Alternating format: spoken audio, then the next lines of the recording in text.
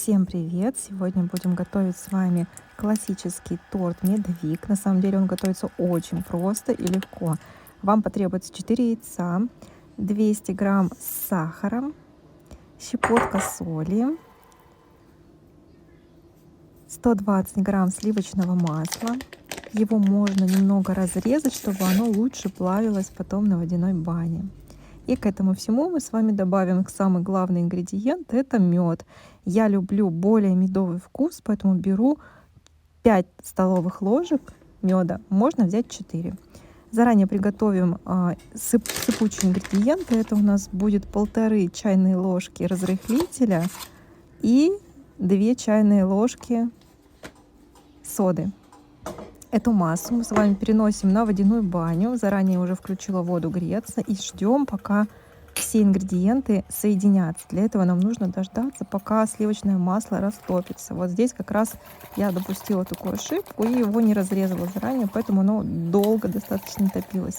Но тем не менее мы это дождались. Вот все у нас соединилось. Добавляем разрыхлитель и соду. Масса резко увеличивается в объеме и становится такой вот приятно светлой. Мы убираем это с нашей водяной бани и начинаем постепенно добавлять муку. Вот смотрите, какая масса получилась. Итак, начинаем добавлять муку. Муку добавляйте постепенно и желательно просеивать ее через сито, потому что так она будет более воздушная и сама текстура теста будет более рыхлая. Постепенно добавляем в несколько заходов муку. Сперва я взяла 600 грамм, и дальше уже буду добавлять, если потребуется, муки на столе. Вот так у нас постепенно собирается шарик, так и должно быть. И в момент, когда уже совсем сложно будет мешать венчиком, я переношу тесто на стол и начинаю его дорабатывать руками. В итоге я все-таки добавила еще где-то 50 грамм муки, но вы смотрите на состояние теста. Возможно, вам потребуется чуть больше или чуть меньше. Это будет зависеть от качества вашей муки. Все аккуратно вымешиваем. Тесто очень-очень приятное. Смотрите, значит, получился вот такой шарик.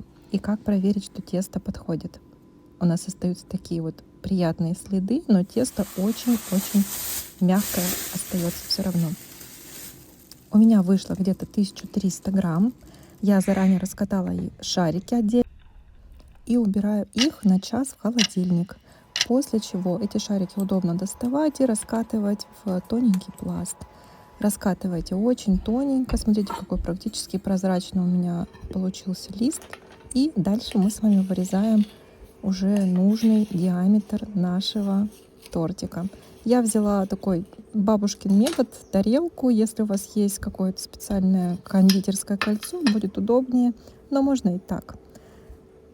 Эти коржи аккуратненько переносим на пергаментную бумагу. Не забываем про наши отрезки, их тоже выпекаем. Из них потом будем готовить посыпку. И отправляем наши коржи в духовку на 180 градусов, разогреваем ее примерно на 5-7 минут, может быть 10, в зависимости от вашей духовки. После чего переносим остывать наши коржи и отправляем следующий. Здесь будет все очень быстро, просто, только успевай раскатывать. У меня получилось в итоге 10 коржей по 24 сантиметра диаметром и остатки вот такие, которые потом буду измельчать в блендере. Вот, видите, 10 коржей каких прекрасных. Я их убираю сейчас в пакет, потому что я буду собирать тортик чуть позднее. А так в пакете они не засохнут. Наступил вечер, и пришло время собирать торт на завтрашний день. Я отправляю наши остатки в блендер и все классно измельчаю. Если вдруг по какой-то причине у вас не осталось этих остатков, и ваши домашние их съели, то не расстраивайтесь. Можно взять обычное печенье типа юбилейного и тоже его измельчить. Либо совместить их с орехами, например, фундуком обжаренным, будет очень вкусно. Ну и приступаем к сборке. Для этого нам нужно еще приготовить крем. Я буду готовить классический сметанный крем. Я взяла примерно 1,5 килограмма, может быть даже килограмм 700 сметаны, добавила туда 200 грамм сахарной пудры. И здесь уже по желанию я люблю добавлять такой консервированный персик. И все это начинаю выкладывать на коржи. Здесь тоже все очень просто. Слой за слоем просто выкладываем, промазываем и не жалеем, главное, крема, чтобы наш тортик получился сочным и вкусным, хорошо пропитался. Итак, в конце обязательно промазывайте наши бока, потому что там у нас тоже есть, должна быть посыпка, чтобы она хорошо пристыла. Ну и заполнить какие-то пустоты, если они вдруг остались. Ну и все, собственно, сверху посыпаем нашей крошкой, с боков тоже посыпаем и отправляем на ночь в холодильник.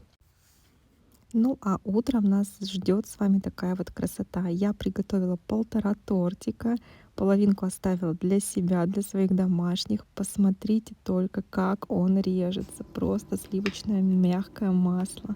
А какие красивые у него получились слои. Вкус кисло-сладкий, просто бомбический. Обязательно попробуйте.